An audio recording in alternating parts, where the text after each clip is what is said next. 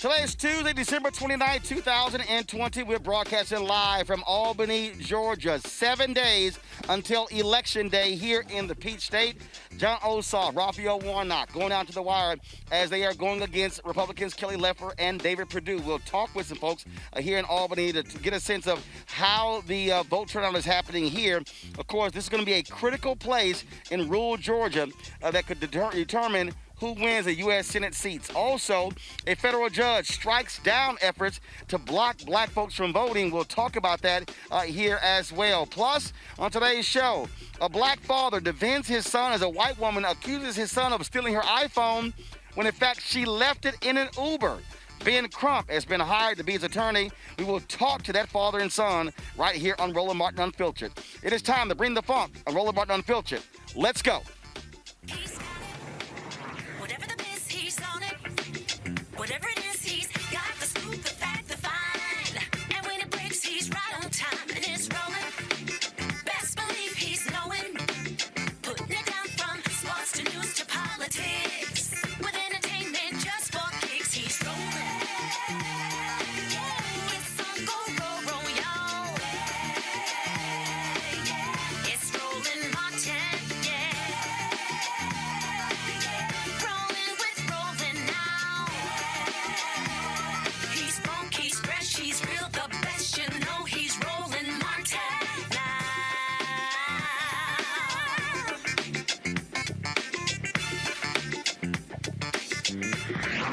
Martin!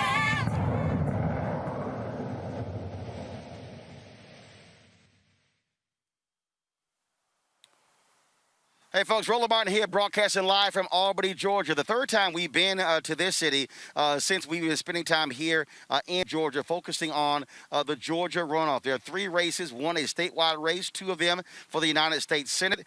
This city is going to be a crucial place to determine who is going to be the next United States Senator. Rural Georgia, Republicans normally have done very well in rural Georgia, running up significant numbers, while Democrats have focused on Metro Atlanta. Metro Atlanta makes up 60% of the population of the state, but rural Georgia could be very well where it determines who wins. Remember, Joe Biden won this state by less than 12,000 votes because of how he did in places like Albany and Columbus and Warner Robins and Savannah and Macon and Augusta. And so Jon Ossoff and Pastor Raphael Warnock, they want to repeat that very thing in order for them to beat Republican incumbents Kelly Loeffler as well as David Perdue. Benny Hand, he is the chair of the Democratic Party here. He joins us right now. Benny, glad to have you here. Give us a sense, Benny, in terms of where we are in Albany. How are we looking in terms of this election totals? How's that? Early in-person voting of 9,343 as of today. Absentee ballots returned already, 5,600. So we're looking real good. We're actually ahead of pace as it relates to the general election. Actually, go ahead, keep going. So first of all, start over. We couldn't actually hear you, so start from the top again, because now we got the microphone fixed. Okay, so early voting in Dougherty County, it looks good right now. We're actually a little bit ahead of the general election. Right now we have about 9,343 early voting in person. Return absentee ballots, 5,640 return absentee ballots. So we're looking really good, and we expect those numbers to increase over the next couple of days. Now, when I was talking with the folks about November 3rd, was it around 58% in this city? And so what are you looking, trying to get that to? Some people talk about potentially 60 or 65 because, again, Republican areas in rural Georgia are going to be at 65, 70, 75. For Ossoff and Warner to win, they're going to need significant turnout places like Albany. Yeah, we believe we can get to above 60 and possibly 65. Right now, the early vote turnout is really picking up. We're averaging close to 900 persons a day in person. And so we're really enthusiastic, and we believe that we'll get to those numbers. And there are groups who are actually out there pushing and encouraging our citizens to make certain they get out to vote. Now, of course, there have been multiple rallies, events taking place. You're limited in terms of having to be outdoors, and so we were out here earlier. We got some folks who are still sitting out here, and of course, you've had a lot of people coming through here. Black Church Pack, they were out here. Of course, a new Georgia project, a lot of different people like that. And have you seen before this level of intensity in places like Albany, the amount of attention that's being placed on a city like this? I have not seen it. This is really unprecedented. Locally, we normally see the local groups. We'll see the Divine Nine and those groups out pushing. But to see groups from around the state and around the nation, to see and to receive support from around the nation, encouraging us to make certain we get the vote out, again, it is unprecedented for Albany, Dougherty County at this moment. So 7 days left. We're going to see more things happen. There's been a significant amount of money poured into radio.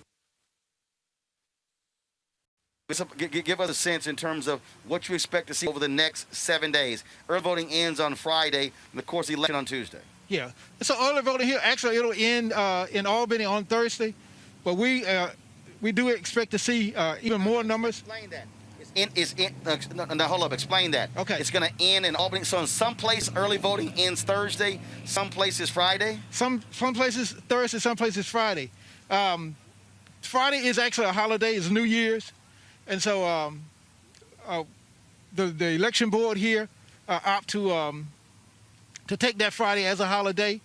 I think we added Saturday voting early in the month to be certain that we sort of got some extra days in. And so, yeah, early voting will end here on Thursday at 5 o'clock. As long as you're in the door at the James H. Gray Civic Center, you'll get an opportunity to vote.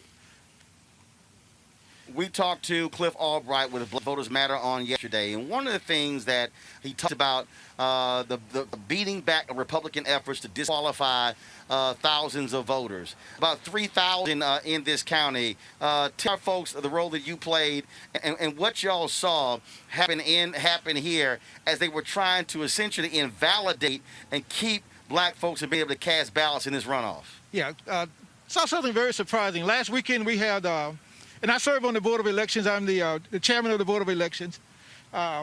We had two communications, one from a local attorney with 960 names, and one from a actually sitting city commissioner, B.J. Fletcher, with 2,381 names, saying that these people, they were challenging their abilities to vote in the runoff election, and asked the Board of Elections to validate their claim. And so the Board of Elections had a hearing. I won't say hearing. Board of Elections had a meeting to sort of look at it and look at the evidence and see whether or not we could sustain that. And the Board of Elections ultimately decided with a 3-1 vote to deny their request, and we turned that back. But again, something unprecedented.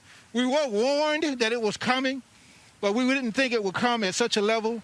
But to top that off, later today, we received another challenge that we would have had to answer, but because of the ruling that Judge Gardner just handed down, the temporary restraining order, so we won't really have to make a ruling on that, and probably till after the election.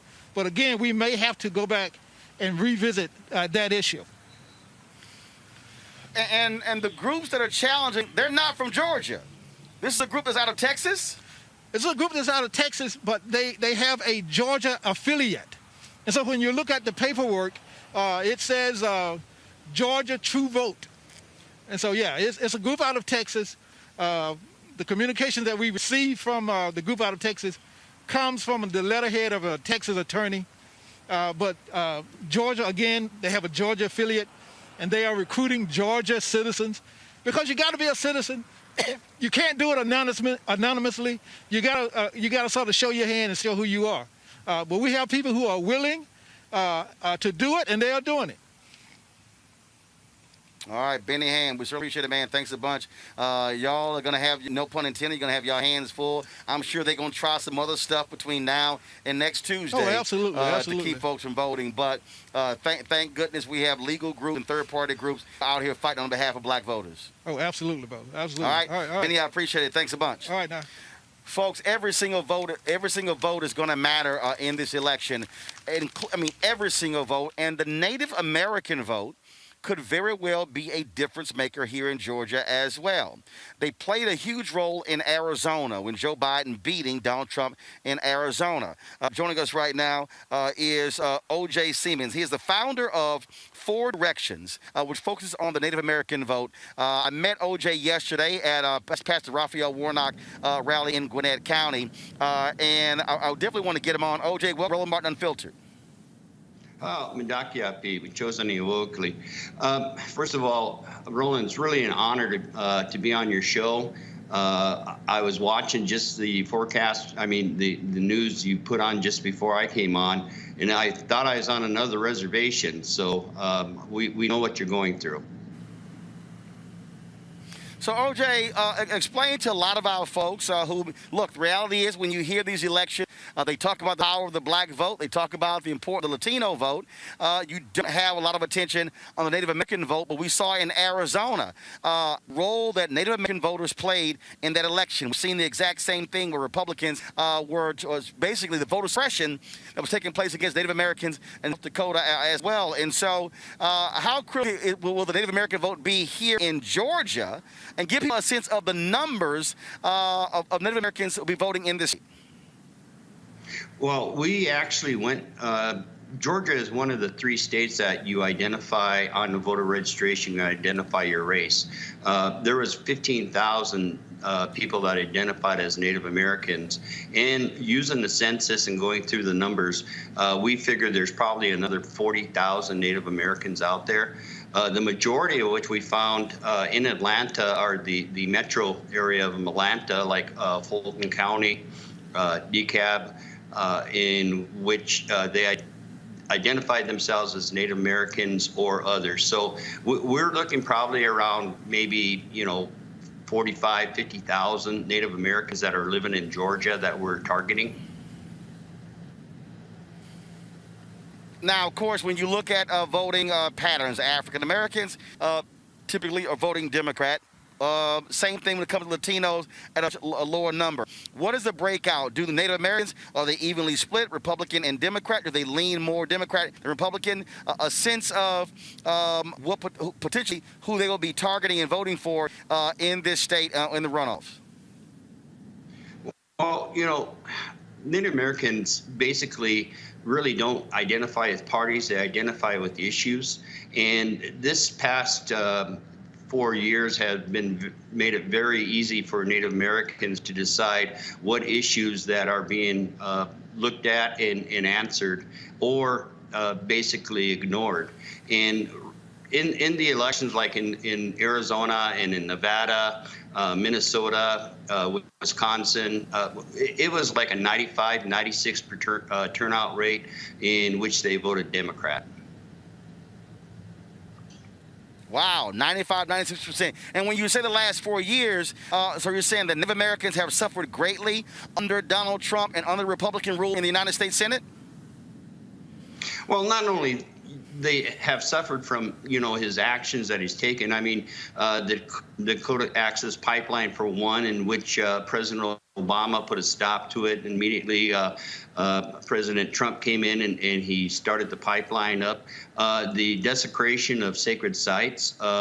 His remarks using the name Pocahontas in a derogatory racial manner, in which basically after he did that, we actually, today is the 130th anniversary of the Wounded Knee Massacre.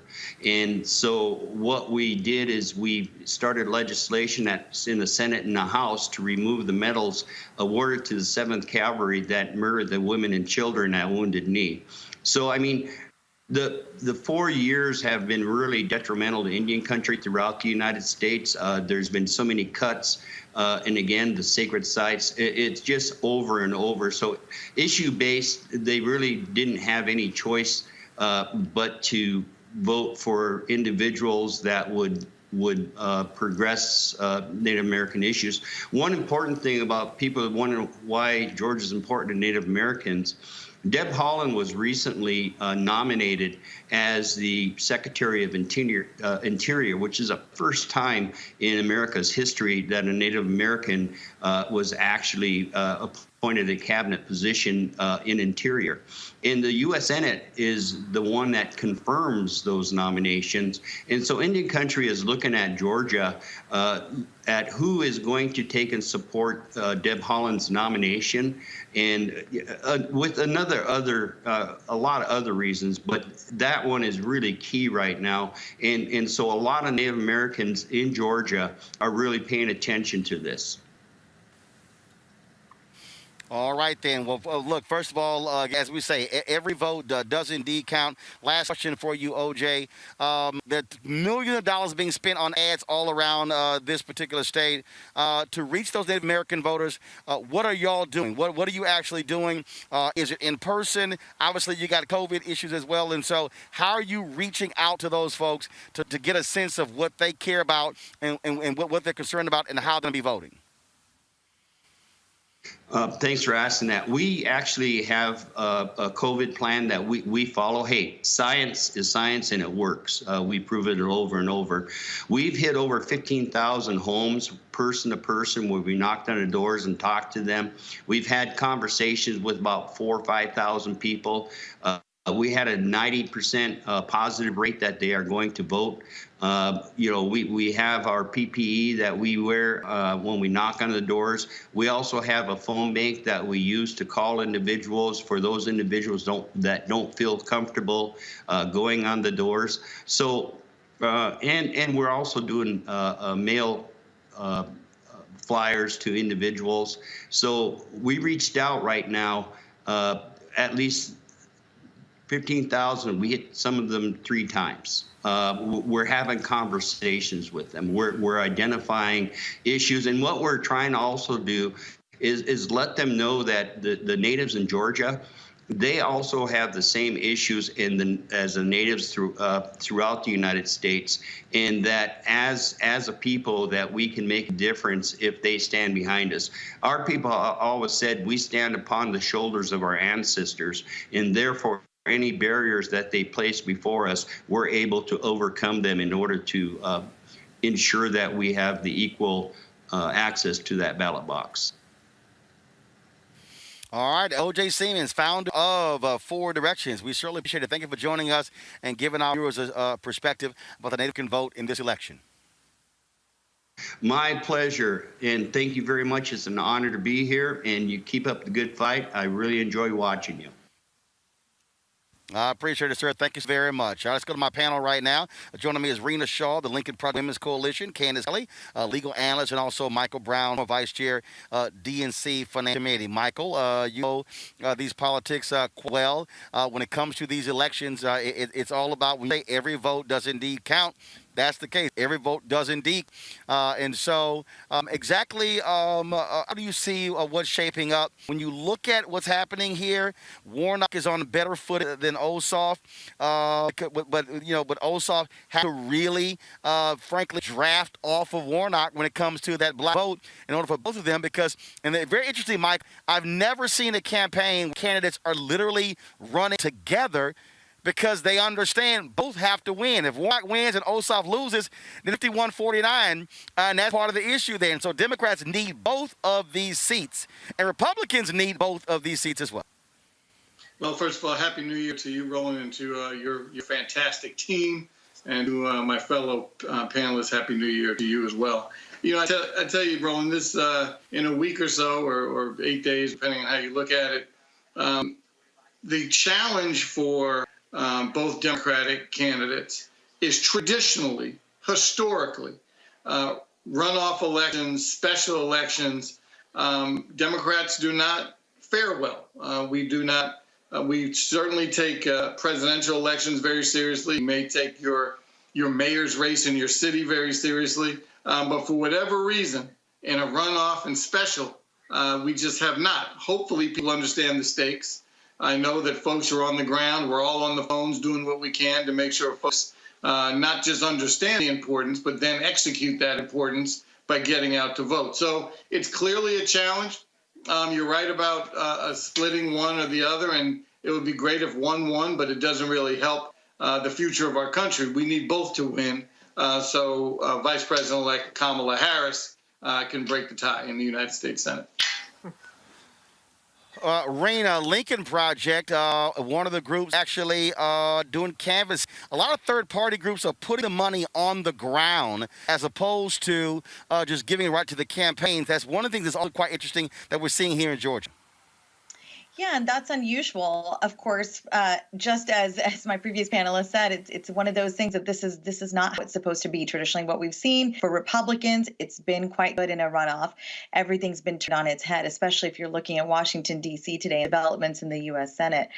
So that's another matter. But when you talk about these groups investing in the ground game, as well as these fights, pushing back against that Texas-based group, True the Vote, I believe it's called, and really going mano a mano, you've got to do it. What these people are trying to do is disenfranchise people through methods that the average voter is not familiar with. So when the average voter rolls up usually to say, the polls and says, look, I'm here to vote, and they're handed a provisional ballot, they're sort of like, okay, that's fine. I think the education this year that's done by these third-party groups is so crucial.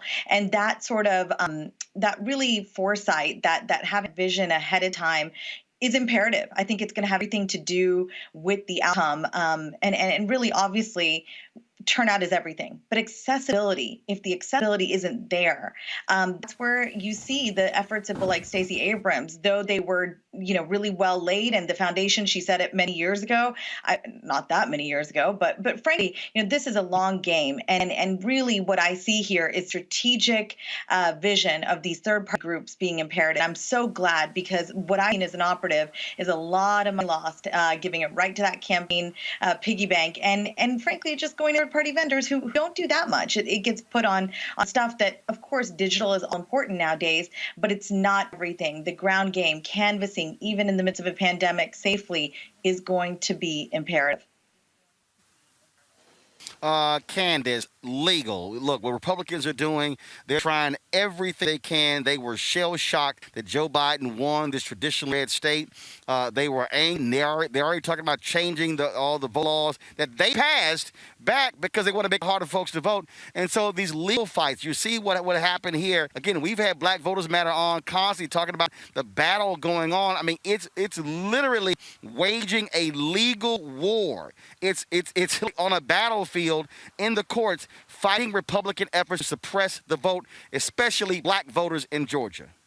Absolutely. Roland, what the Republicans are doing is they are using the legal system in order to carry out their voter suppression efforts. And as we saw today, what Stacey Abrams' sister, Judge Abrams Gardner, said was that the case really lacked merit and that they were going to be unsuccessful. And basically, just procedurally, you can't remove 4,000 people and purge people from voting lists 90 days within a federal election and without notice. So what we continue to see over and over is the courts being filled up with frivolous lawsuits and the Republicans continuing to lose. What's happening is that panic is setting in, and panic should set in. We are looking at two Democrats who over the past month have raised over $100 million.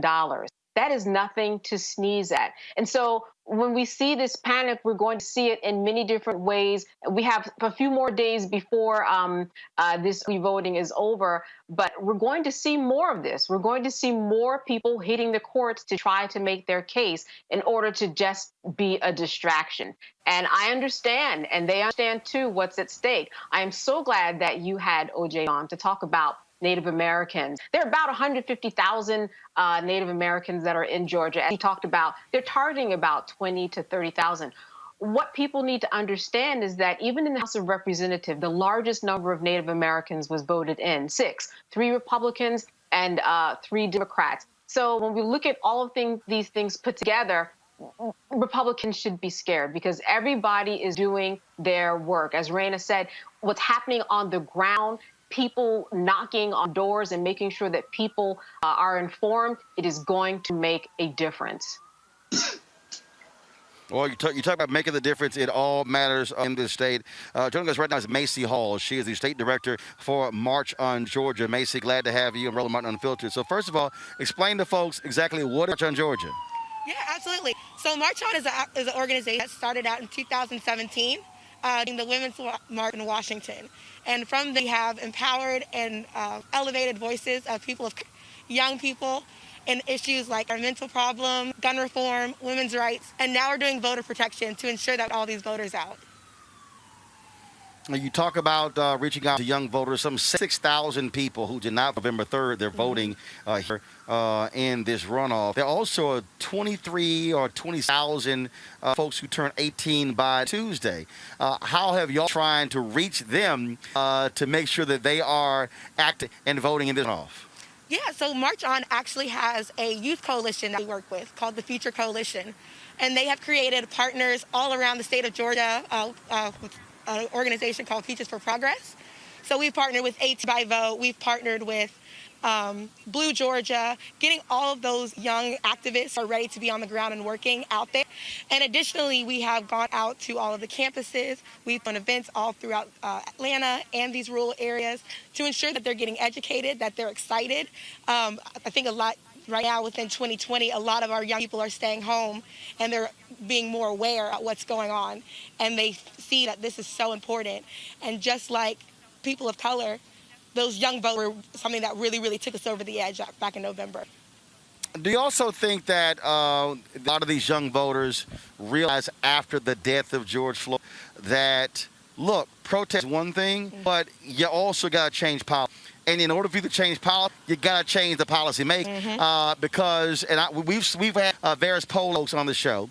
And even when it came to protest, there were a significant number of voters who were in that 18 to 35, 89 demographic that said, you know what, I don't politics, so therefore, I'm protesting. You can't do one and not do the other. You got to do both. Yes, yes. And what's really, really important is that not only just our senators and getting them elected, but also the people who are local. When we look at the election that happened in November, we were able to see people of color coming into power. Representative McBath is somebody who has been a part of the community and been very vocal about the things that are going on. So when we're looking at getting people in power, we're looking at individuals who we can pick up the phone and call and hold them accountable for the things that they promised us. When we talk about, again, these last 7 days, what is going to be y'all focus? And what the areas are you focused? Yesterday, I talked to Pastor Jamal Brown. He told me that he told the Black Church Pack, don't come to Atlanta. Go everywhere but Atlanta. Yes. Because so many people want to focus on Metro Atlanta. Have y'all really been, cultivating and tilling the soil in these parts of the state to reach these voters and others there, opposed to sticking to the larger cities? Absolutely. When our team got together and we kind of made our game plan for what we were going to do, my biggest thing was we're not going to Atlanta. Now, of course, we stopped through and we had a good time and we enjoyed it, but we wanted to go out to these rural areas. When you look at the numbers and all the numbers that came in, it wasn't Atlanta that won that election. It was these rural areas. And there's so many more people who have to get their vote out, who didn't get a chance to vote, or just weren't ready. And so we've already gone to Athens, we've gone to Dalton, we've gone out to Bibb County, we were out in Macon yesterday, we went to Warner Robins, we're headed out to Columbus tonight. So going into these areas and making sure that these individuals know you are the reason that we were able to turn Georgia blue, and you're the reason that we're going to be able to keep Georgia blue. Last question for you. One of the things that I've talked to other groups as well, and they've been surprised at how they've been more receptive to third-party groups. Look, Ossoff and Warnock, they've raised $10 million line in the last 2 months. But what people also realize is that if you keep giving them campaigns and you're not putting the money, campaigns are getting the money all on ads and stuff along those. But groups like yours, being ground, being able to pave canvas, being able to drive, it's also huge. Have you all seen that where in this cycle, funding to your group, party groups, has been a lot better than in previous years? Oh, yes, absolutely. So one of the things that we kind of focus on is there's so many partners here on the ground that we kind of all have to separate and conquer to this together. So we want to focus on the voter suppression tactics and making sure that our voters are safe. So when we started out with the general, we traveled from Houston all the way out to Atlanta, traveling through the South, knowing where those areas of voter suppression was going to happen. And then now coming into Georgia, we saw all these things happening when Stacey was running and all these different things. Voter suppression is very real. They are putting a lot of myths out there. They're misleading these voters. And so we wanted to make sure that we were educating voters, we were protecting voters, and we were making sure that they were staying in lines. So when we're looking at all these different partners, it's been phenomenal support. And of course, a lot of people are like, we want to get to Georgia and we want to make something happen. But, you know, the support that we've gotten from the nation really shows how important this election is, not just for Georgia, but for the United States as a whole. All right, Macy Hall, Georgia's director for March on Georgia. We appreciate it. Thanks. Thank you so much. All right, thanks a bunch. To that particular point, Mike, I want to pick up on that, and that is, again, how crucial third-party groups are playing. We have been running into a lot of people. As you see, of course, you got the Black Voters Matter. We got Power Tour. They've got buses traveling all over the state. They've been in these rural parts of the state as well. We've been, of course, New Georgia Project.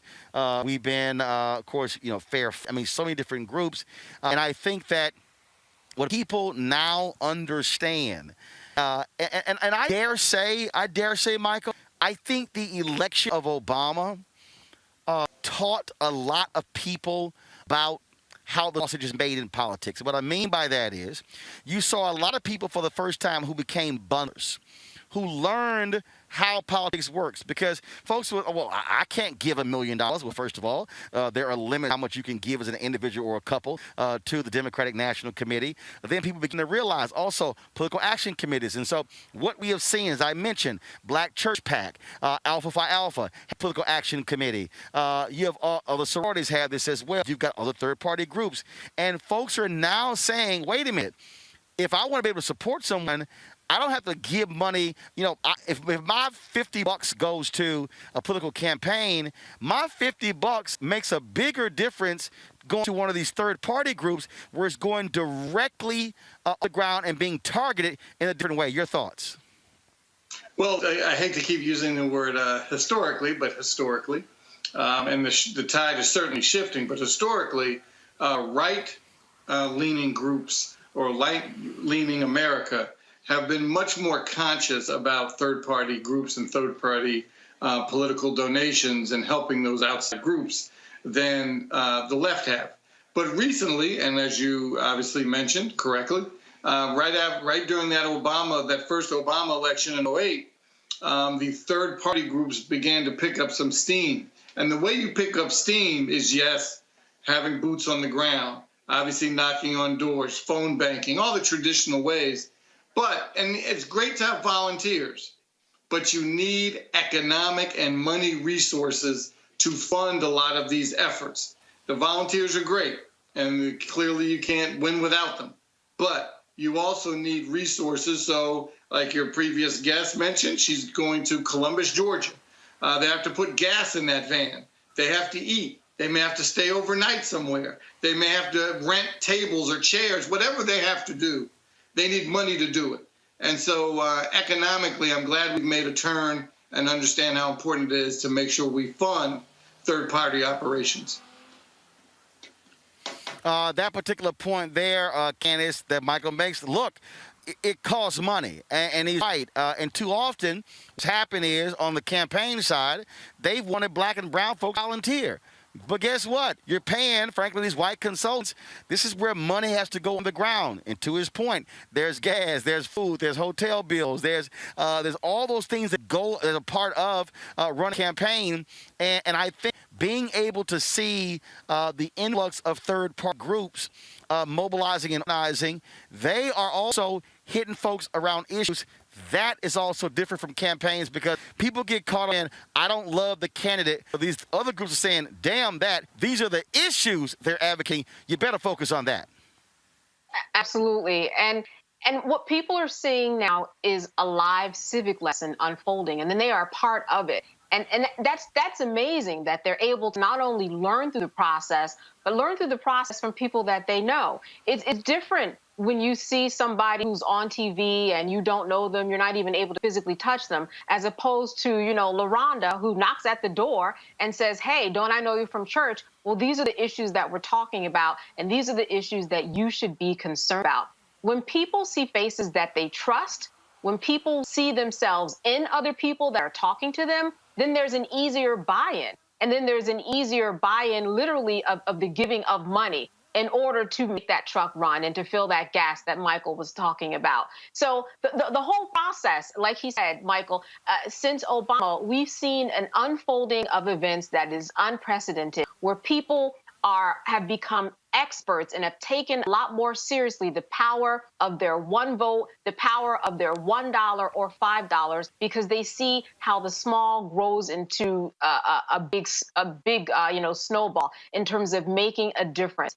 And to see people that again, hitting the ground and saying, hey, I know this person and I can identify, that's what really, really makes a difference here. And that's what we see going on. All right, folks, got to go to a break. Coming up next on the show, we'll talk to a woman who's leading a group where they're targeting an NBA owner because of the money he is making off of prisoner phone calls. We're going to explain this huge controversial issue and how it is really hurting the families of folks who are in prison in America. Also on today's show, the black father, where a white woman in New York attacked him and his son because she said that his son stole her iPhone when in fact she left it in an Uber. We will talk with them on the show. That is next as we broadcast live from Albany, Georgia. We are covering the Georgia Senate runoff. Roland Martin Unfiltered. We'll be back in a moment. If your vote didn't matter, you wouldn't have so many people trying so hard to stop you from voting. There is some value there. But even when you talk about that people are not paying attention to your issues, I can't pay attention to your issues if I don't even know you there. And the only reason people are going to know you there is when you show up to the polls and vote. That's when that power manifests itself. But as long as you stay home, as long as you're making excuses, then guess what? You will always experience these issues that we're experiencing today. And another thing, don't get caught up in the candidates, right? There's no such thing as a perfect candidate, but you should be going to vote for the most important person, and that is you and the one you love. You talk about you'll fight for the one you love. You're willing to die for the one you love. You need to ask yourself, are you willing to vote for the one you love? Because if you don't, there's going to be somebody's neck on yours pretty soon. When you're 22, you absolutely do not expect to be diagnosed with cancer. You know that it can always come back. And that's why I'm supporting Raphael Warnock, because he understands that healthcare is fundamental to people's lives. I'm sick and tired of being represented by people who are actively working to take away my healthcare. Raphael Warnock fights for people. That's what he cares about. I'm Raphael Warnock, and I approve this message. We're at Mom's Kitchen in Preston, Georgia. It's a family business. I enjoy making people happy, giving them a good meal. But since COVID, we had to close our main dining room. We lost all of that business, and we used to do a lot of caterings. We can't do any of that anymore. David Perdue knew what was about to happen. He was getting classified briefings about the pandemic. But instead of him being concerned about us, he off selling stock. We had no idea we'd have to close our businesses off. We'd lose caterings, and so many people died. And then when we needed help the most, he fought against the stimulus checks and to cut unemployment insurance. Purdue needs to come out and Ossoff in. Early voting starts December 14th. You got to make a plan to vote. I'm John Ossoff, and I approve this message.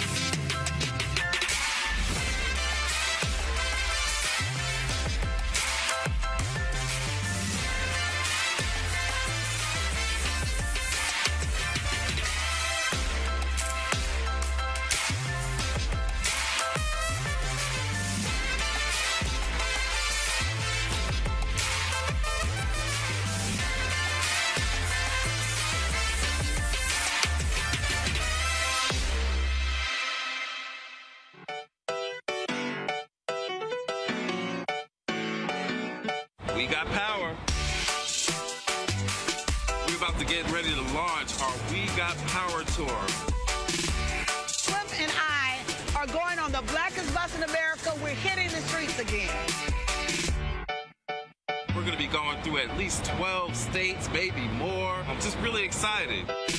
Now, it's a little bit different this time because COVID-19, we've got to wear masks, we've got to be socially distanced, but we are very committed that we've got to get in the streets and inspire and encourage our people in ways that are socially distant. Ready to hit the road, ready to see our folks, ready to be socially distant, ready to mask up.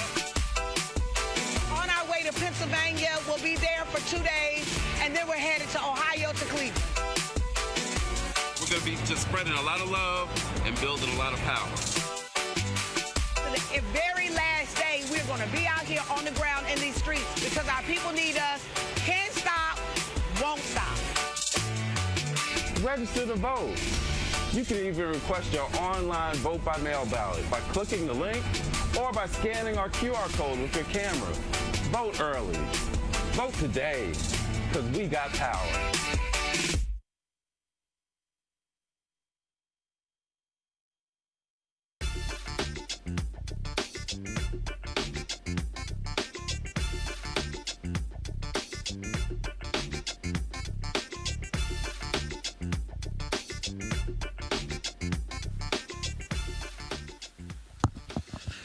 All right, folks, glad to be back on Roland Martin Unfiltered. We're broadcasting live here, as I said, from Albany, Georgia, one of the critical places in this Georgia Senate runoff. A lot of issues that we obviously cover on this show. And one of the issues that does not get a lot of attention from mainstream media deals with how the families of people who are in prison are spending millions and billions of dollars a year just to make phone calls. COVID is even more significant because they can't go visit their family members. My next guest has really been targeting an NBA owner on this issue who has made his money from this very thing. Now, we had Mignon Clyburn when she was on the FCC. She pushed through, we had her on my TV One show, she pushed through proposal that would limit the amount of money they can make. Well, Republicans overruled that when Donald Trump became president. And it goes to show you again how folks don't necessarily look at some things. So Bianca Tyke, she joins us right now. She's the founder, executive director of Worth Rises. And she has been trying to get the NBA to do something about the owner of the Detroit Pistons. She joins us right now. Bianca, how you doing? Hi, how are you? Thanks so much for having me, Roland. Give our folks a sense of how much money we're talking about. The billions these folks are making off of prisoner phone calls. Sure. So the prison phone industry, which it covers both prisons and jails and immigration detention centers, is about a $1.4 billion industry. And Securus in particular, which is the company that I know we're going to talk about because it is the company that Tom Gores owns through his private equity firm, makes about $700 million a year on prison and jail phone calls, as well as other services that they have inside of prison facilities. And so when we talk about that money, we talk about what they're able to do. Well, people don't realize this, and Mignon Clyburn told us this, how in some of these places, these sheriffs are the ones who are in control of how much to charge, how much time they get. And let our folks know just what the cost is for some of these calls per minute, what they're charging families. Sure. So these contracts are often what we refer to as profit-sharing contracts. They're contracts between the private corporations and the local sheriffs or correctional agencies where they share the proceeds of the profits or the revenues that are made. And those rates can range today up to $1 a minute, meaning a 15-minute phone call local down the street can cost $15.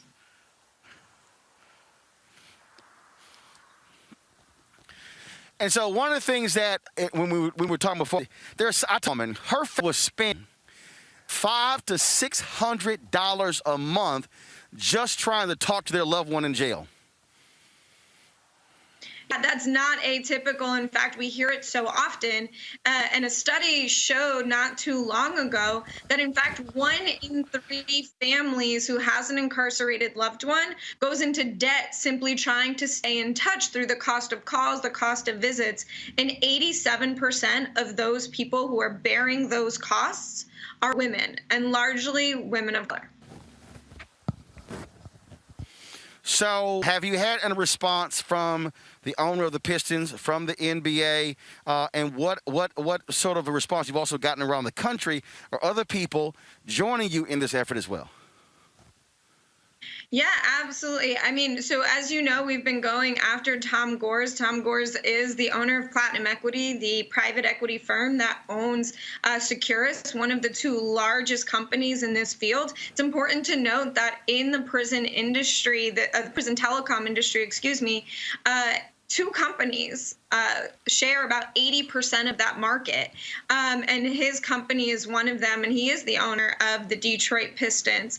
And so we are trying to rally as much support from the public and from others to really engage in this fight and to tell Tom Gores that it's not okay that he's making money off our communities in this way. All right, then. Well, look, the work they're doing is great. This is one of those issues people don't really focus on. We're certainly glad that y'all shining a light on it. Certainly keep us up to date with what happens with the story. Yeah. If we could, thank you so much for having us. I just ask that people visit pistonsdeservebetter.com to learn more about the campaign and get involved. Thank you so much for having me. All right. I certainly appreciate it. Thank you so very much. Candace, I want to start with you. Again, we talk about criminal justice reform. We think in terms of sentencing. We think in terms of marijuana convictions. But this is one of those things of this system that's a multi-billion-dollar impact. And so while people out here protesting, other folks are sitting here, these private equity companies, making millions and billions of dollars off of the poor, and these are families who can't afford. I mean, think about it. If you're spending $500 a month communicating with a loved one, you're spending $6,000 a year. That is crazy for folks who are economically don't have those resources. Roland, it is crazy. And the shameful irony here is that here you have Tom Gores who, takes charge of this team of brown and black people who look just like the people that he's taking advantage of behind prison bars. You also talked about criminal justice reform and what we're doing with solitary confinement. We know that when people don't have contact with people from the outside world, that they literally lose their minds to the point where men have committed suicide. So when we look at that, we see how all of the dots have connected and why he is now saying that he's going to decrease some of the costs and also take a look at donating money in order to help with recidivism rates. What he should do is make sure that all of the inmates who lost particular amounts of money get reimbursed through commissary or something of that nature, because this is real money. As you said, if you're spending $6,000, $7,000 a year, that's what people spend a year on groceries, especially in the time of COVID, when so many people are losing their money. So all of this is something that I don't think is over. While Gore said, yes, I'm going to change some of the rates and I'm going to change some of my ways, it's just a little bit too late because he didn't care about it before. He's only caring about it now because of the ad that was put out in the New York Times. He was called out. It kind of reminds me of Kelly Loeffler and how she put down Black Lives Matter. But then on the other hand, here she was, owner of a WNBA team that was full of women of color. So the disgusting, paradox is just clear in both situations. And I don't think that we're going to see the end of it. And let's see, Rena, what happens. NBA players pick up this cause. They're going to be playing against the Pistons. This is one of those things that if you as a league, if you talk about Black Lives Matter, this is one of those things where you can challenge the owner of the Pistons to say, we need you to do more. And sure, this might impact a private equity company, but it's right. Well, Roland, with movements, I think that's the beauty of living in the year 2020, aside from this whole horrible pandemic, is that we do live in a society where messaging, if done right, if done through influential messengers, it has the potential to truly change hearts and minds within minutes.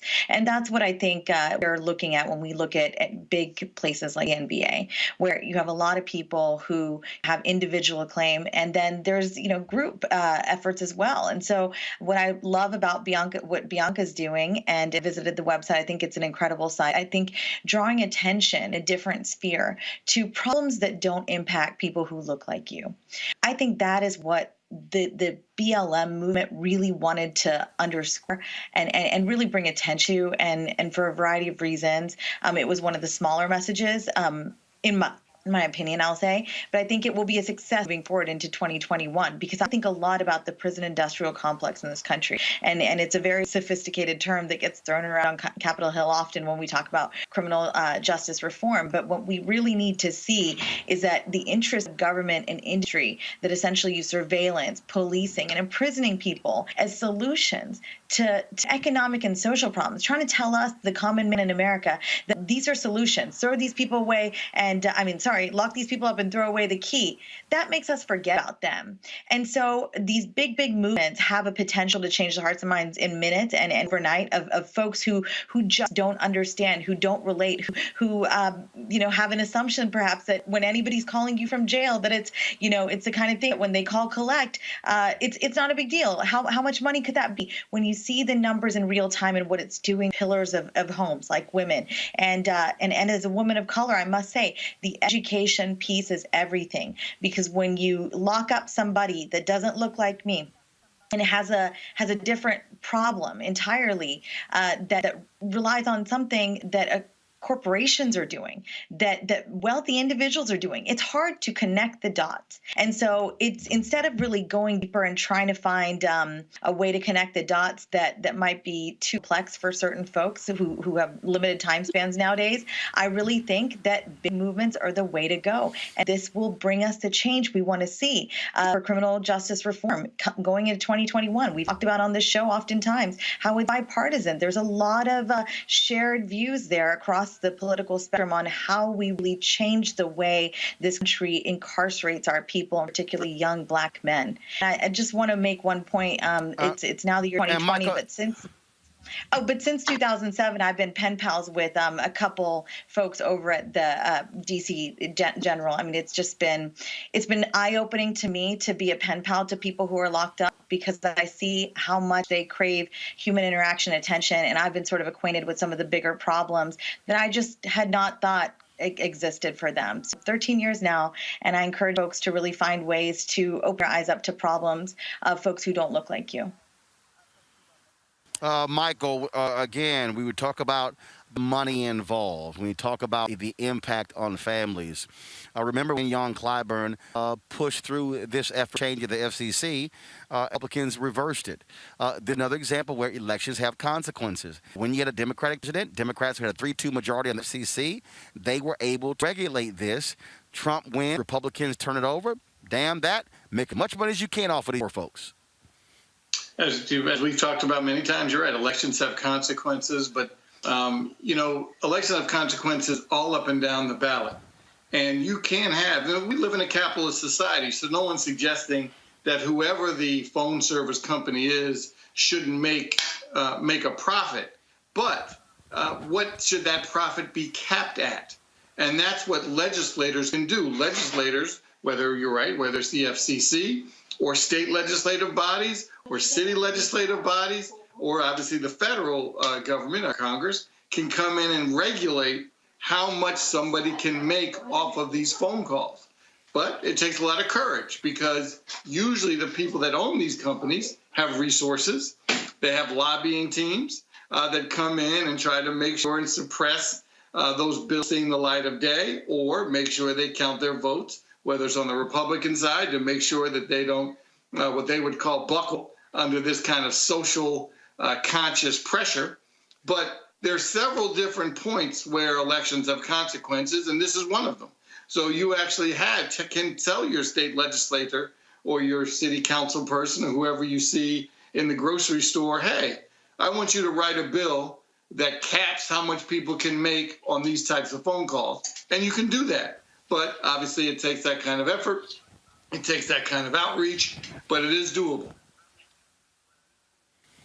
Let's go to Oakland, where some people are saying that the person responsible for destroying a Breonna Taylor sculpture should be charged with a hate crime. 2 weeks ago, the sculpture was just in Oakland's Latham Square, and it was, again, it was put up just 2 weeks ago.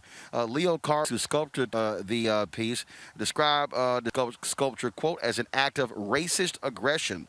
He said, "I have hours and hours of my work by hand. Before the pandemic, I was a waiter, so I paid for my own pocket. It wasn't cheap. It was incredibly hurtful person." At the time, the Oakland PD, they have launched an investigation. No word of anyone has been arrested. Caution has created a GoFundMe page to raise money to repair and reinstall the statue in bronze.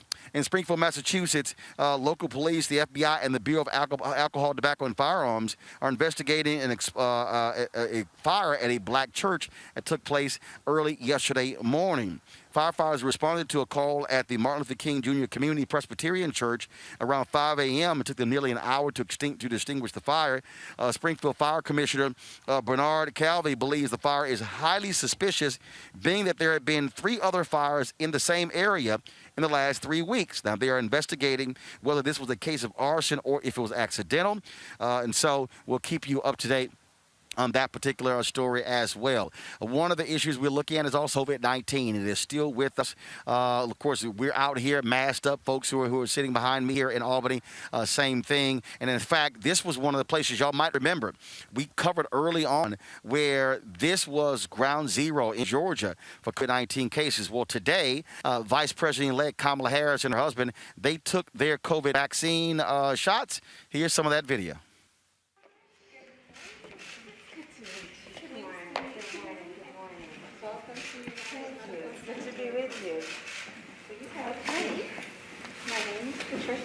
Yes. And it is such an honor to be administering your vaccine today. Thank you very much, Nurse Patricia. You're welcome. Kindly verify the information. Yeah, that's all correct. That's all correct? Yeah. Wonderful. Okay. Okay. Would it be okay if I administer it? Yes, of course. Of course. Thank you. I'm looking forward to it. Okay. So I will first sanitize your arms, and then I will administer the vaccine. Okay, got it.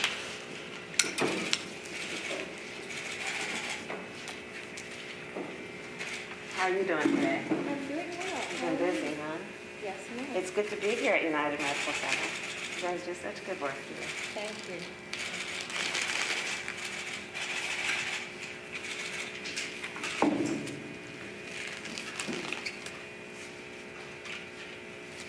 Okay, let's do it.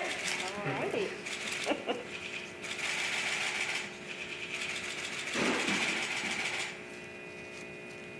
Ready? Yeah, I'm ready.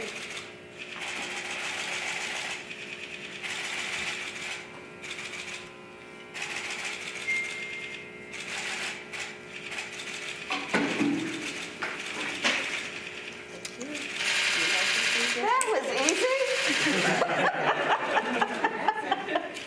Thank you. There's no bleeding. I barely felt it. Okay. I barely felt it. Okay. I will just apply that in. And we are all right. Okay. Awesome. Thank you, Nurse Patricia. Thank you. Well, I want to thank United Medical Center for the work that you do in Southeast DC, serving a community that is often overlooked. So it is good to be here. And I have now been vaccinated. Well, Michael, that's what leaders do. Leaders actually lead to see her take the shot. You've had Vice President Mike Pence has taken the vaccine shot. Of course, Idiot is out playing golf. He doesn't feel he needs to take the shot, but then that's also why leader.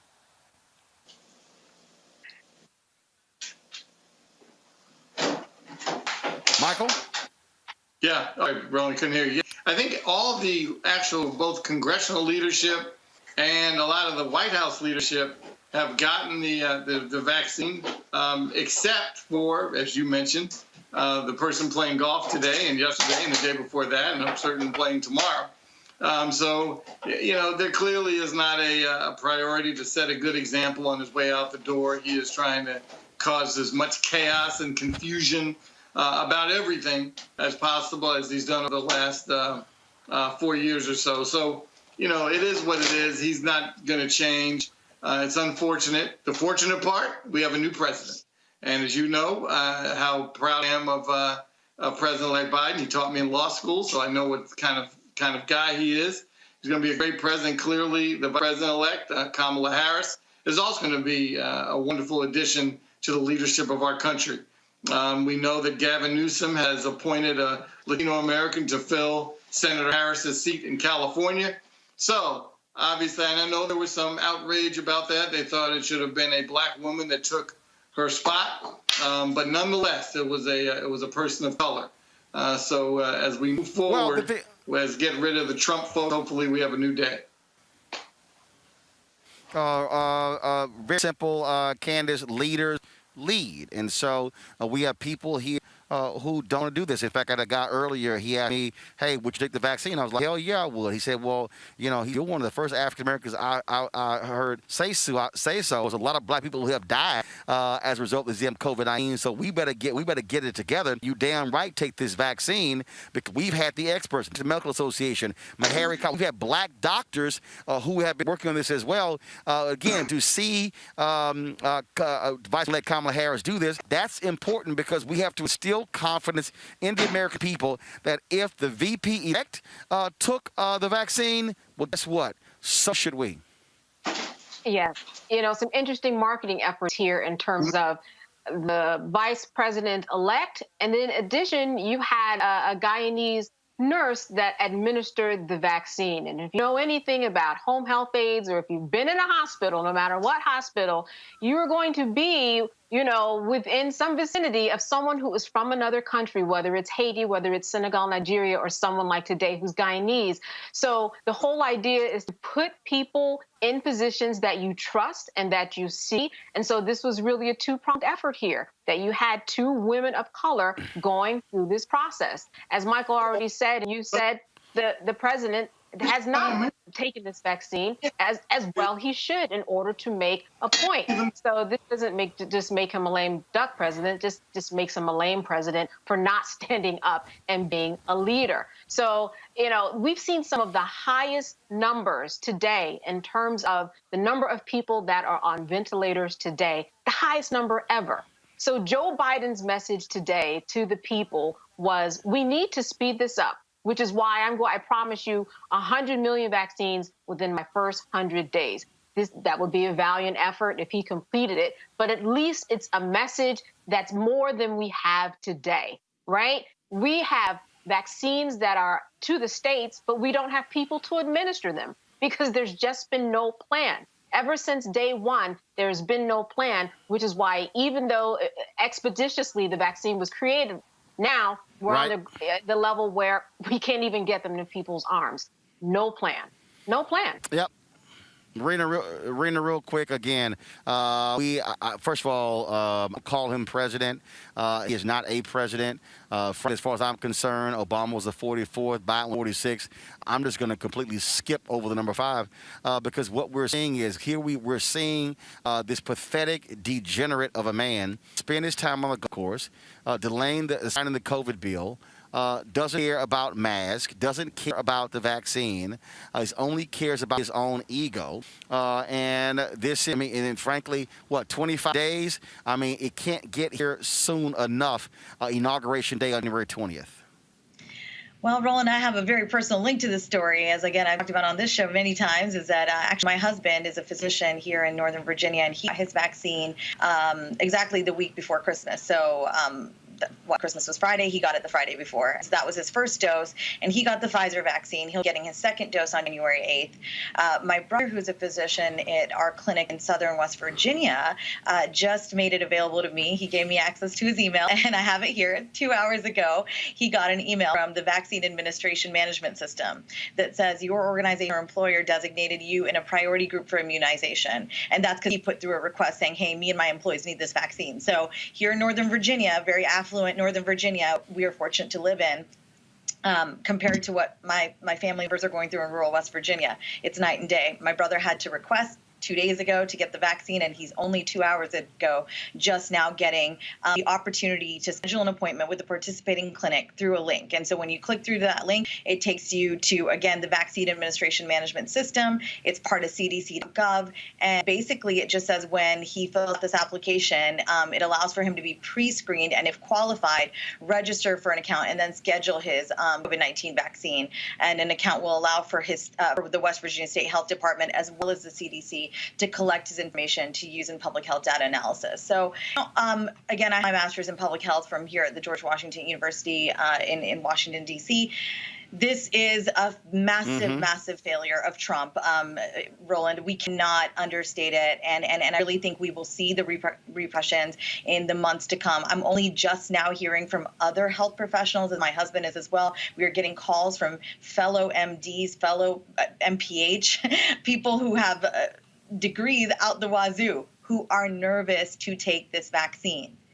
And so, look, Dr. Taysom Bell, who I've been on the show with and is an incredible medical provider and just a great overall human, I think, was featured in the New York Times recently. A husband, got his vaccine, and then he and his wife and kids don't have it. That's what we're going through in this house right now. I do not have the vaccine. I do not plan on jumping in line and going through family's clinic in West Virginia to try to get the vaccine. I'm not there. I haven't been there for many months, so I'm not going to jump. But this is a failure of our federal government. You know me. You know I'm a limited government proponent. I believe in being a conservative for that reason, but if there were ever a time for massive federal unified response, it would have been in January this year, in May of this year, in August of this year, and here we are in December. This administration has failed its people. Anytime. No, it's not going to happen. He's leaving office. Pure and simple. They have no interest in leading. Simple as that. None whatsoever. No remorse either. I got to go to a break real quick. No, of course not. Well, because when you only care about yourself, then you don't care about anybody else. Got to go to a break. We come back. We saw the video this weekend, this disturbing video that a father posted on Instagram of a white woman in New York accosting him and her son, accusing her son of stealing her iPhone, when in fact he didn't. And the hotel manager basically sided with her. We're going to talk with that father and son next, right here on Roland Martin Unfiltered, broadcasting live from Albany, Georgia. Back in a moment. This is Dr. Jamal Harrison Bryant. Your vote matters. It's coming down to the finish, and this will be every vote counts. And so I'm charging every person in Georgia, make sure you vote, because it'll be your vote that'll send 2 senators to Washington, D.C. America is a complicated story of people building a more perfect union. And if you don't think there's been any change, you should sit down with Anjanette Young. You should sit down from some of the folks in that generation who know the distance we've come.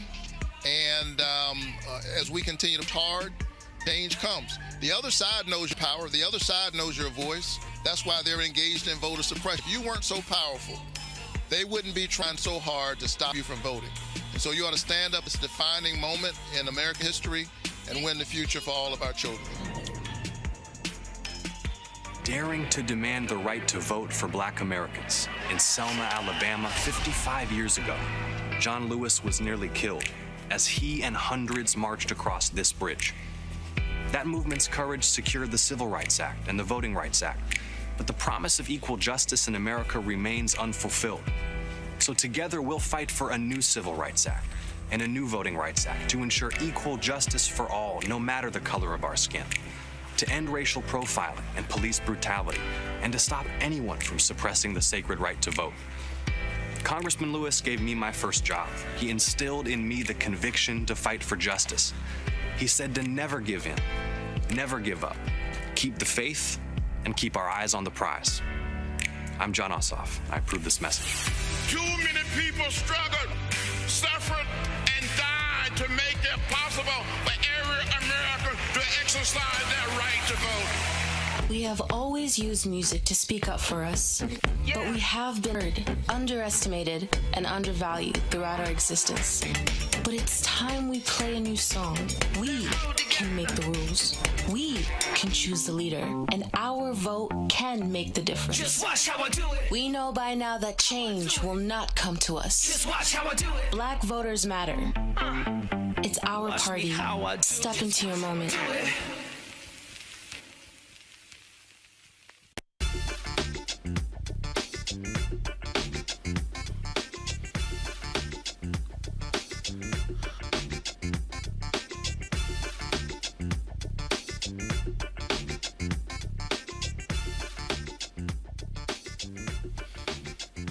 All right, folks, welcome back to Albany, Georgia. Man, this weekend, this video was posted on Instagram. It was like 3 o'clock in the morning. I saw it, and I said, my God, I've got to get this father on the show. He follows me on Instagram. I sent him a DM. But first, just play. Y'all have seen the video, but it is still shocking every time we see it. This crazy, deranged-ass white woman, the latest Karen. Watch this, y'all.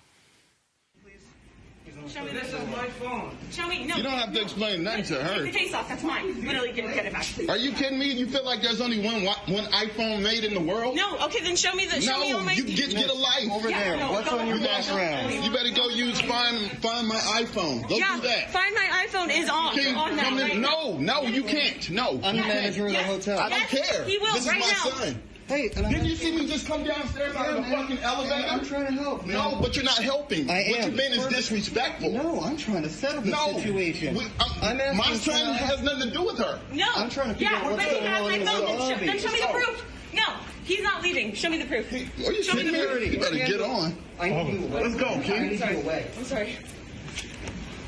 Better get on. We have you see two black people? No, I'm not letting him walk away with my phone. Wait. Better get on somewhere. No, please get my phone back. I cannot not have my phone. Listen, get your.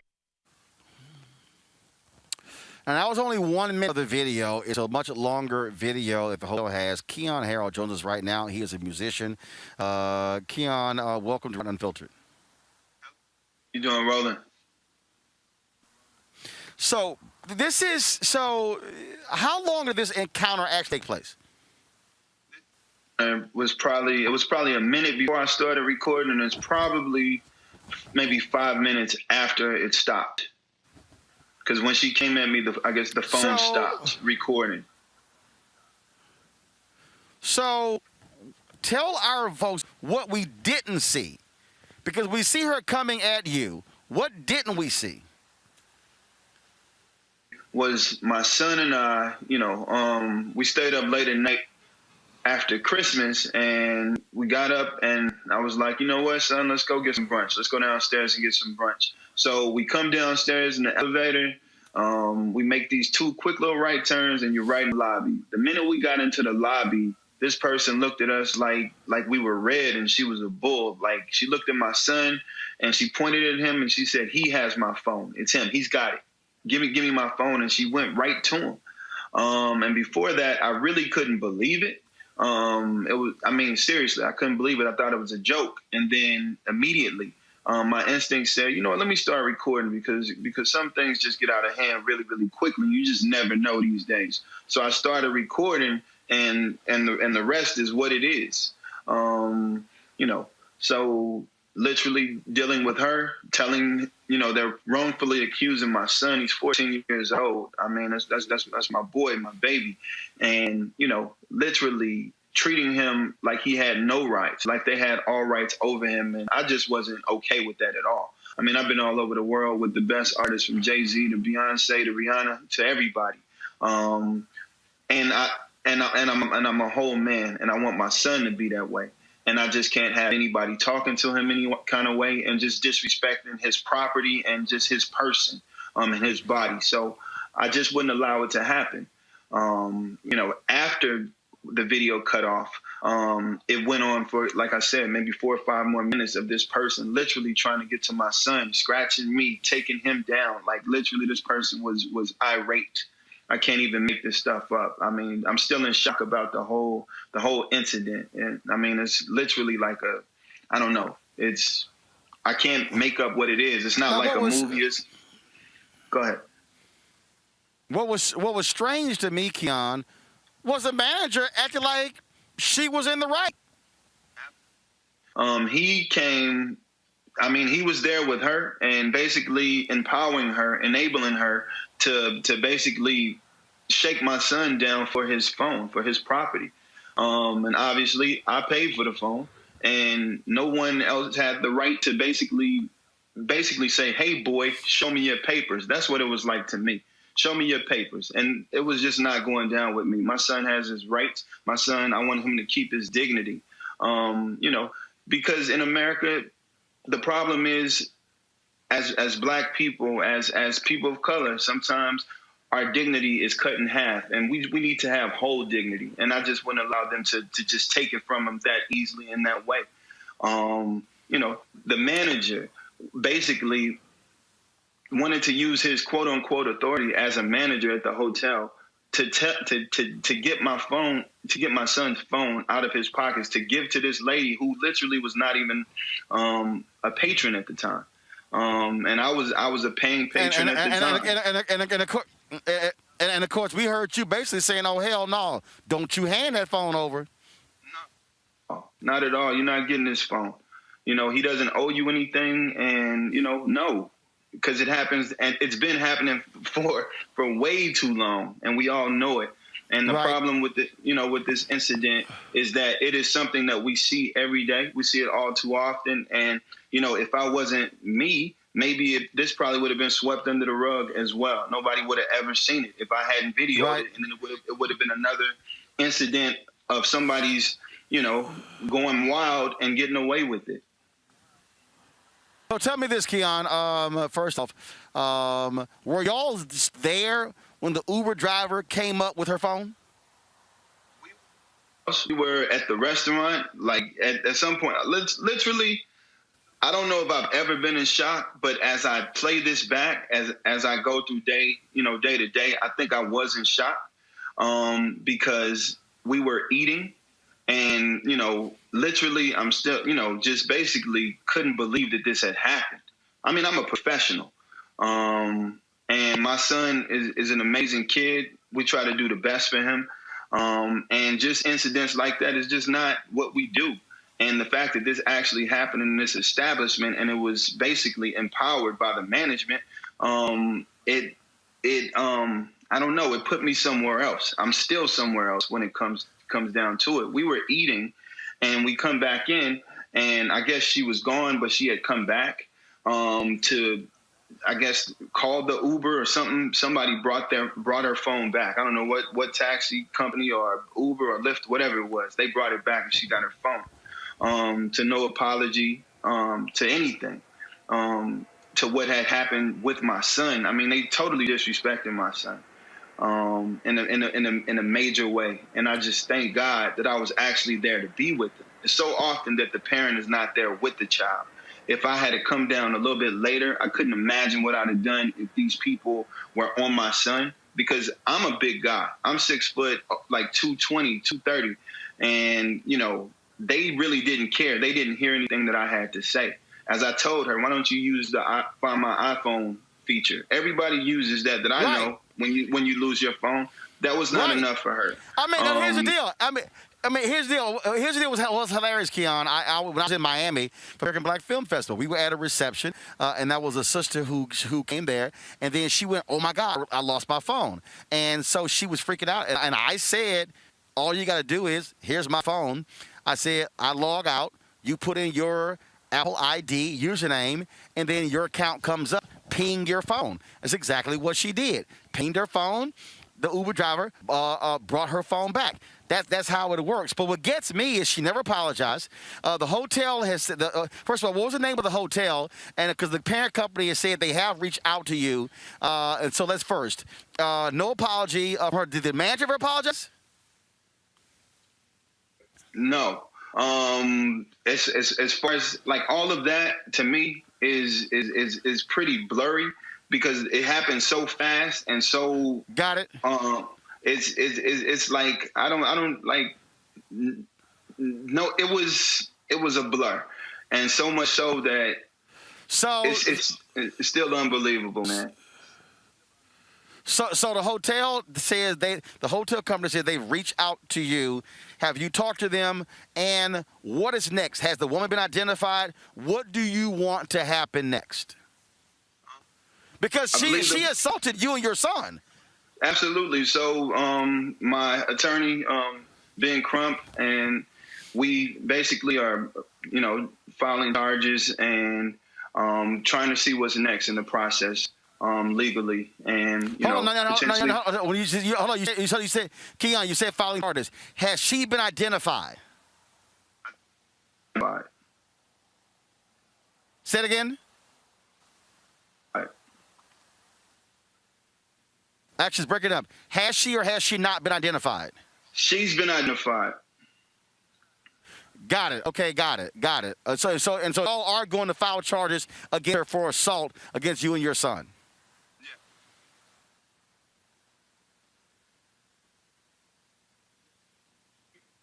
I didn't hear. Say it again. I'm sorry.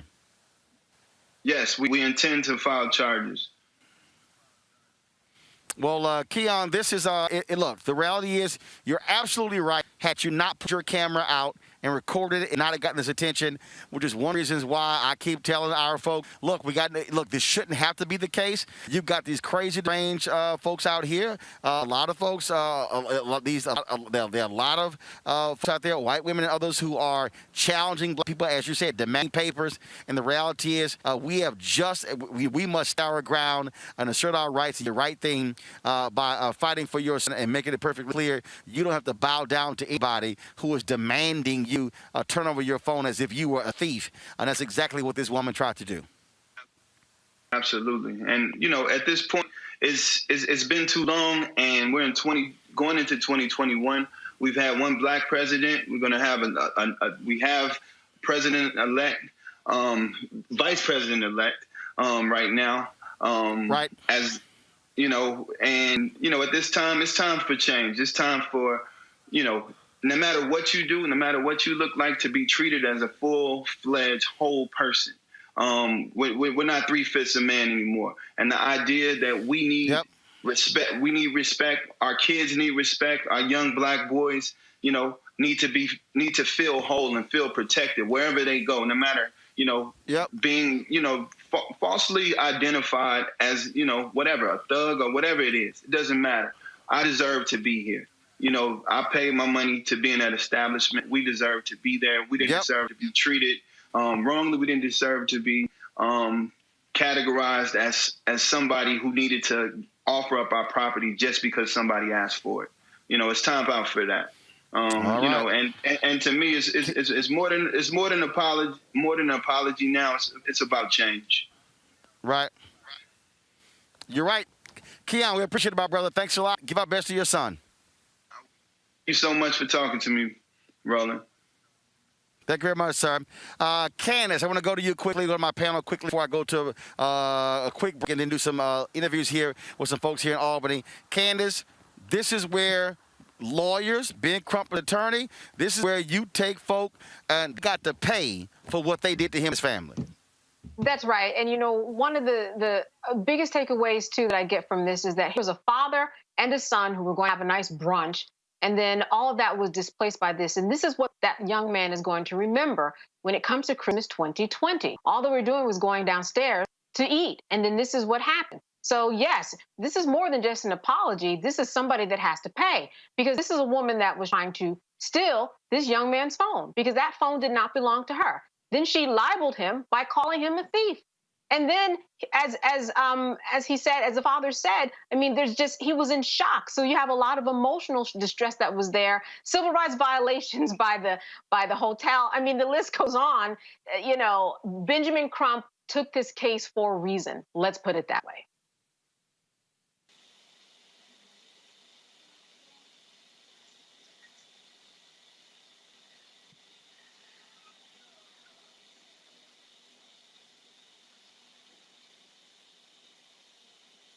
to simply say, I'm sorry. That's right. Charge her ass as quick as possible. Absolutely. And I think those charges, hopefully also the judge or whoever the finder of fact is in this case you got to start having some harsher penalties as a deterrent. So folks will look up and say, you know what, maybe it's not a good idea, like the Central Park case. I don't know if that's been adjudicated yet or if that's been completed and what happened with her. But slapping folks on the wrist for making a mistake is not going to get it done. As Candace mentioned, you have to do something that's going to deter people. You got to change behavior. And we talk about this, obviously, with police shootings as well. Until you change behavior, these kind of things are going to persist. And I'm glad he took video, because without the video, everything would be different. Oh, I never said that. Oh, it didn't go down like that. The video speaks for itself. Great evidence. I'm glad Mr. Crump is taking the case. Bottom line, Rena, I want them to embarrass the hell out of this woman. And for the next person who thinks about doing that, they go, damn, I might be on national television if I act a fool. Mm-hmm. I've been looking for her name for a while, so I don't know where it is yet. I'm looking forward to it coming out, because she looks like just sort of any normal woman that you would run into in New York City, sort of. And I think one thing that grabbed me as a communicator is the nonverbals. And right when the video started, within a first few seconds, you can see her lightly put her hand on the shoulder of the manager, sort of saying, that's him. And to me, that sort of act of her putting her hand on the shoulder of the manager, who she probably didn't know before, it's sort of it's nonverbal that sort of says, hey, of course it's him. He's black. I mean, it's sort of that kinship. You're white, you get my plight. He's black. It must be him. And this is the problem. And so this is, I couldn't agree more with Mr. Brown there. I mean, I think here we are. This is about changing the way people see black people. This is really about white people and how they see black people. And then even white people how they see brown people like me. I mean, my brother is far darker in complexion than me and has been mistaken for somebody black before. And that doesn't matter. Because this is the thing. It's like, if your color is not white, are we not right? Are we suddenly thieves because we're darker than you because we have melanin in our skin? Are we suddenly like predisposed to commit a crime like that, especially a petty crime? And just wild to me that this woman, and she clearly was suffering from some mental illness. I really do. She was very agitated and in a way that was to me not normal. No. I ain't giving mental illness. It's some no, damn that. It's some ignorant, crazy ass white people out here and white women who act a fool. Like the woman in Central. No. I've seen this too many cases. It's folks with privilege. The woman who called the barbecue in Oakland, when you had the woman who the brothers barely parked into the median and she called cops. The white woman who called on the black woman with the lemonade stand. I could go. The white woman with the UPS driver. The brothers wearing a damn brown uniform. It says UPS. The white man with the FedEx driver. I can go on and on and on. It ain't mental illness. White supremacy is not mental illness. It's white supremacy. And that's what that was. Pure and simple. I do agree. All right, folks, I do agree with that. But I'm not going to just let them slide with mental illness. I'm not saying it needs to be medicated. I'm saying she had a crazy look in her eye. It needs to be no. It needs to be adjudicated. Throw her punk ass in jail and make her pay up for assaulting that man and his son. Michael. Well, guess what? And make her ass real famous.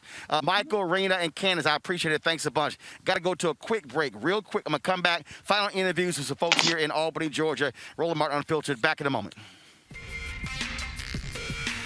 We learned early in Sunday school that thou shalt not steal, thou shalt not bear false witness, thou shalt not have no other gods before me. Raphael Warnock's opponent seems to have forgotten these basic Sunday school lessons. Her gods of greed, her lies about Pastor Warnock, and her shady Wall Street practices are evidence of this. And on January the 5th, let's bear witness that greed, lies, and shady dealings don't represent Georgia.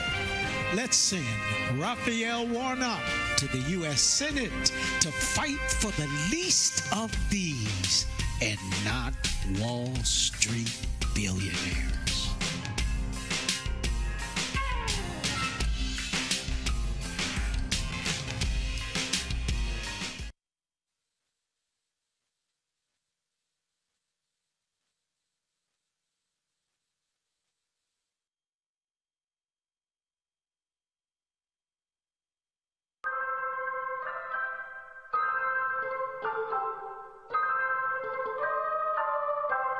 You are leading the way for the rest of this state.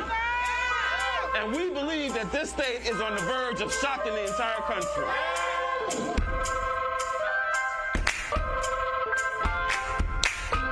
Keep your eyes on the prize and hold on, hold on. What y'all know about that damn office?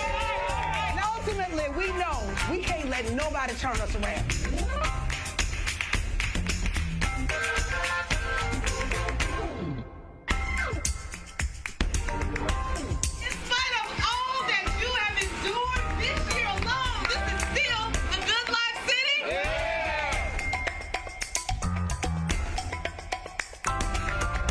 If it turns out that the Senate is hinging on one seat and there's only one race left,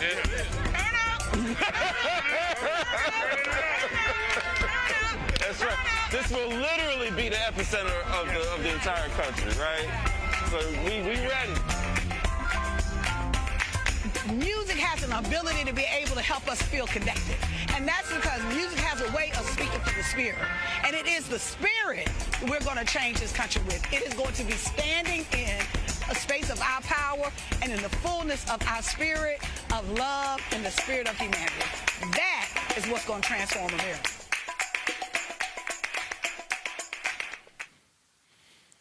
All right, folks, welcome back to Albany, Georgia, where we've been here all day, focused on the Georgia Senate runoff race. Joining us right now is former state representative here in Georgia, Joyce Barlow. Joyce, first of all, I take it you're an AKA. Yes, I am. Thank you. Thank you. You got enough pink and green on. So let's talk about...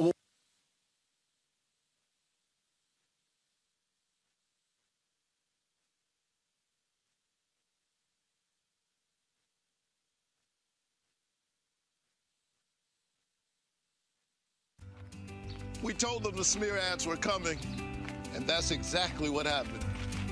You would think that Kelly Loeffler might have something good to say about herself if she really wants to represent Georgia.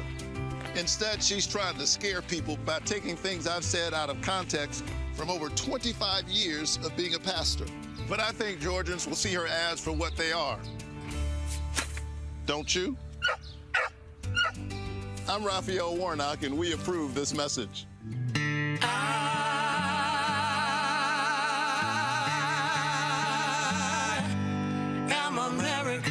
We are all Americans. We rise or we fall together.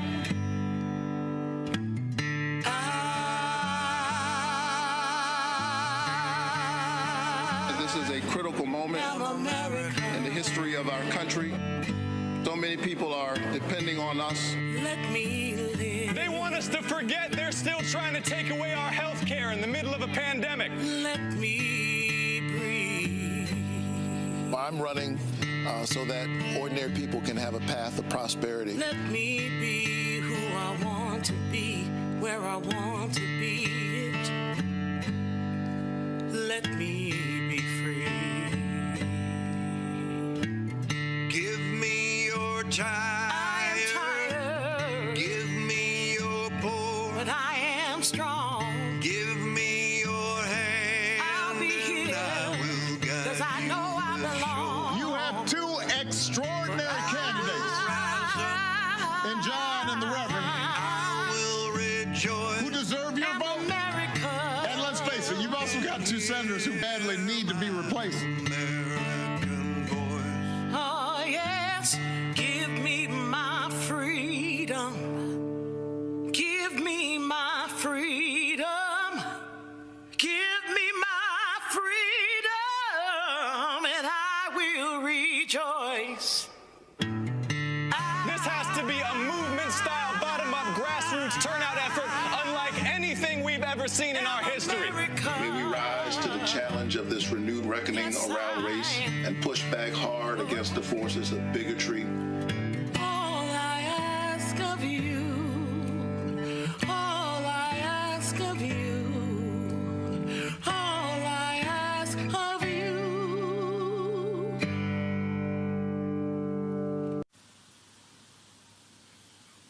All right, folks, Roland Martin, welcome back to Albany, Georgia. Hopefully we're not going to freeze this time. This third time is a charm. Joined by former state representative Joyce Barlow. Joyce is here in all of her pink and green glory. Taking the AKAs are going real hard. Y'all saw, Ron? Yes, we are. We are working really, really hard for President-elect Biden and Kamala Harris, President-elect. What we're doing, our program is called AKAs Lead Georgia. And right now, that means we are learning and trying to assist folks. We are advocating, empowering, and helping them to decide. And all of that means is we're educating them, we're teaching them about mobilization, registration, voting, and understanding about the candidates that are out there and making an informed decision when they decide to vote. We're working also in the rural areas, the areas that frequently get overlooked, that surround Dougherty County, Randolph, Early, Clay, Calhoun, Stewart, Webster, and Quitman counties. Those populations, their votes are just as important and were a part of turning the state of Georgia blue. And we really want to make sure they're well represented. And so, so are y'all going door to door? We know exactly what canvassing are you doing? We are doing a lot of vote tripling. We're talking to people after they voted and asking them or reminding them in a nonpartisan manner to either text or call 3 friends to get them out to vote. And specifically in the rural counties, which we have a lot of volunteer people who are canvassing, boots on the ground, door to door, knocking. Even though our populations are not as condensed and compact, we have to make sure we get the people who are in the city, the small cities, as well as going out to the county, knowing whether Miss Ruth lives down the street and Mr. David is 2 or 3 doors down, and knocking on their doors and letting them know we care about them and their vote is just as important as the people in the big cities. All right. Well, Joyce Barlow, we surely appreciate it. Thank you so very much. Y'all keep it up. We got 7 days left. Yes, we're on it. All right, got one more. Come on up. One more interview we'll do quick here just to give y'all what's happening here. All right, tell folks who y'all are. Hey, how you doing, Roland? I'm Commissioner Demetrius Young, Ward 6 here in Albany, Georgia, and I'm with our my good friend Faruqi. We are 2 of the principals in the Election Protection Coalition here in Dougherty County, which is a group of local organizers who a lot of groups such as Black Voters Matter and Woke Vote and a lot of different groups have partnered with to do a lot of the work here on the ground. And I just want to thank you for coming and shining some light on Southwest Georgia. How's it been going thus far? Been going pretty good. The turnout has been phenomenal. People like Black Voters Matter have actually been in our community for well over a year now. I'm a first-term city commissioner, and I had a runoff in my first election. And with the work they did, they almost had us match our general election turnout in my runoff. So we're hoping for the same result in this election. Yeah, and we're seeing, I mean, almost 1,000 people voted yesterday alone. Wow. Yeah, and we're, I think, at 9,000 for early voting in person at downtown for the county. So we're seeing high turnout and a lot of enthusiasm. And what a lot of people don't realize, I mean, African Americans prefer to vote in person. And so if you're seeing that turnout early voting, is that just early voting? Does it include absentee voting, or is that just in-person voting? That's just in-person voting. Right. So that doesn't even count in the many people who have been voting by mail because of COVID and because they just want to vote by mail. Right. Well, and as I talked earlier, Benny Hand, I mean, what Republicans have been trying to do, just throwing a free legal roadblock, folks have been looking like Olympic hurlers jumping over it, but it's real. Yeah, well, let me tell you about that, Roland. The woman that brought the challenge is my city commission colleague, and that's beyond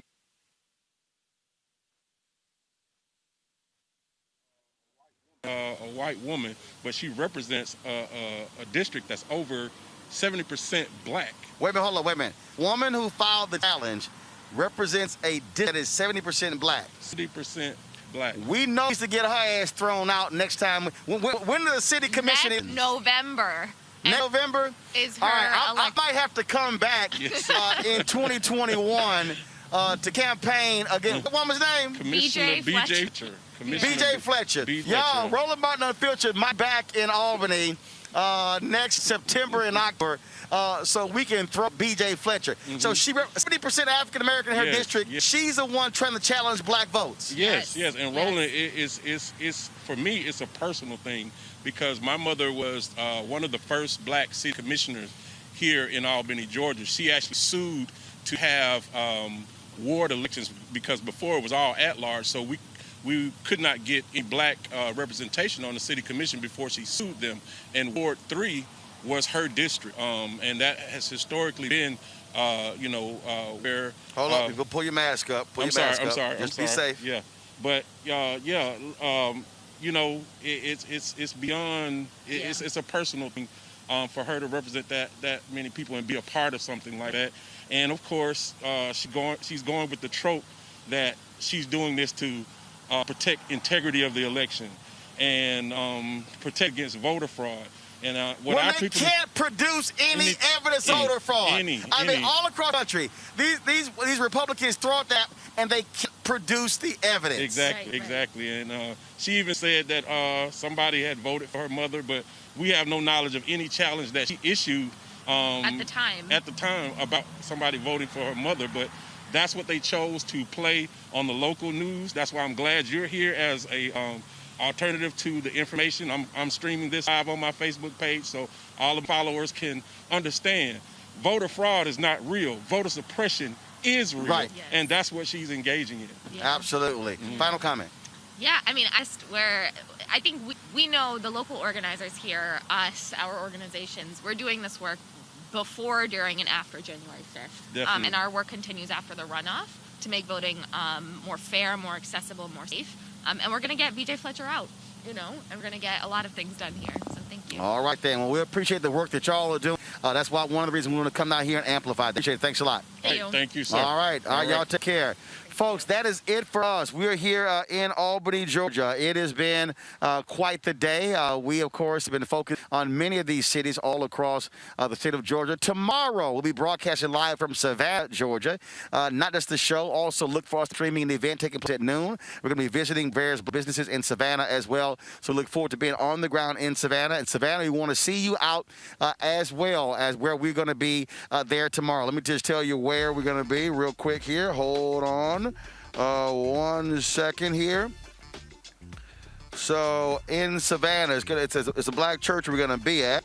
Yeah, just give me a second. All right then. So we're gonna be it's a Get Out the Campaign rally taking place at Bethel AME Church. Bethel AME Church, 1814 East 38th Street in Savannah, Georgia. So we shall see you tomorrow there. Folks, please support what we do. Roland Martin Unfiltered, your support of our Bring the Funk fan club allows for us to be able to be able to travel, be able to sit here and cover these type of stories. Cash App is $RM Unfiltered. PayPal.me/R Martin Unfiltered. Venmo.com is /M Unfiltered. Zelle is romartin.com. You can see New Vision Me Inc., 1625 K Street Northwest, Washington, D.C. 2006.